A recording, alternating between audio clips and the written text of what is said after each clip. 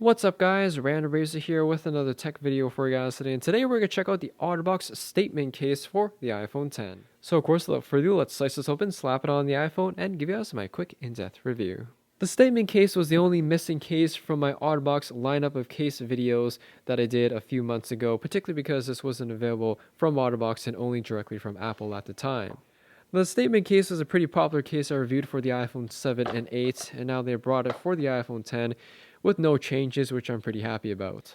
It's kind of similar to the OtterBox Symmetry Clear case. The biggest difference is that you have a colored TPU border as well as a leather bottom piece. They are available in a few different colors, so if you're not a huge fan of light blue, you can pick black, burgundy, and a couple others.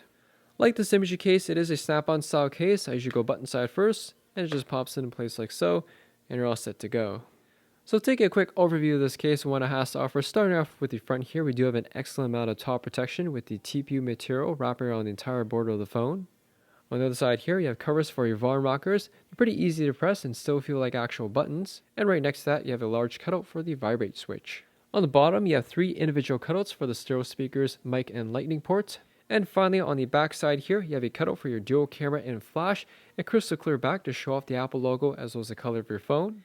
And last but not least is a color matching leather bottom piece that sets off the case. So overall guys, the first impressions on the statement case is pretty positive. I like how OtterBox didn't pretty much change anything on this case other than make it designed for the iPhone X. And it's a great alternative to the OtterBox Symmetry case, which this one here is a little bit more elegant, you could say.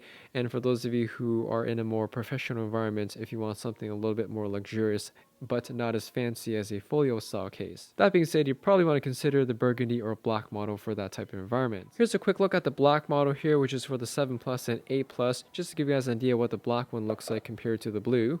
And I'd probably say the silver model looks a little nicer on the lighter colored versions of the statement case versus the space gray iPhone. In terms of any cons or things I don't like about this case, the only thing I could say with pretty much all clear style cases is that clear plastic is more susceptible to scratches than solid colored plastic. Aside from that, the statement case is a pretty nice looking case. I really like the bottom leather piece, which really sets off the case. Even though it's nothing really too spectacular design wise, it's something that definitely adds a premium look to the overall case design. In conclusion guys, if you're looking for a fancy leather style case but you don't want to go all out on a folio style case, you definitely can't go wrong with the OtterBox statement case.